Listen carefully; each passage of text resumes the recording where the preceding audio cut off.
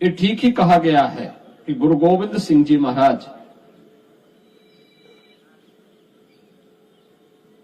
एक शहीद पिता के पुत्र हैं और शहीद पुत्रों के पिता भी हैं। गुरु तेग बहादुर जी महाराज ने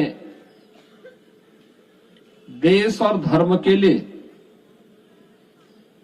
अपनी शहादत दी। शहादत के लिए गुरु तेग बहादुर जी महाराज को गुरु गोविंद सिंह जी महाराज उस समय प्रेरित कर रहे हैं कि नहीं, देश पे संकट है, धर्म पे संकट है, और अगर किसी महान आत्मा का बलिदान होगा तो ये जो विधर्मी आज हमारे देश को, हमारे धर्म को नष्ट करते हुए उतावले दिखाई दे रहे हैं, ये बेनकाब होंगे, देश खड़ा होगा इसके खिलाफ। और उस महान बलिदान के लिए सबसे उपयुक्त कोई हो सकता है तो आपसे उपयुक्त कौन हो सकता है?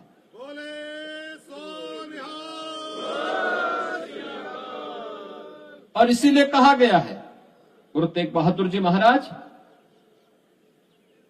अपना शीश दिया, लेकिन भारत के शीश को बचा दिया। कश्मीर बच गया।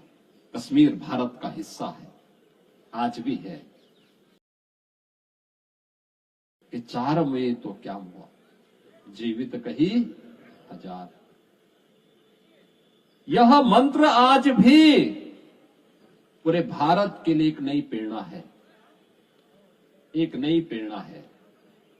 बचपन में भी हम सुना करते थे गुरु गोविंद सिंह जी महाराज के बारे में, 1.25 लाख से एक लड़ाऊं तो गोविंद सिंह नाम कहूं। क्या प्रेरणा थी? ये देश के लिए थी, धर्म के लिए थी, और उसी गुरु परंपरा के प्रति श्रद्धा का ये भाव हम सबको सदैव एक नया जीवन देता है, एक नई प्रेरणा प्रदान करता है,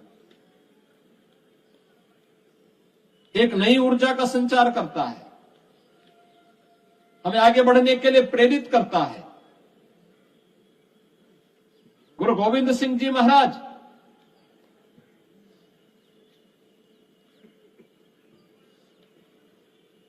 खालसा पंथ की स्थापना, जाति भेद को, छुआछूत की भावना को सर्वथा समाप्त करने के उद्देश्य से उन्होंने की थी। इस देश और धर्म को बचाने के लिए की थी।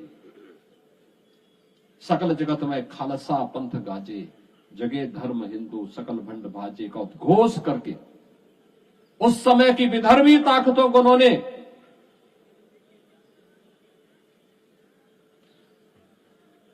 उस रास्ते से हटने के लिए कहा, चाहे देश और धर्म के मार्ग में बाधक है।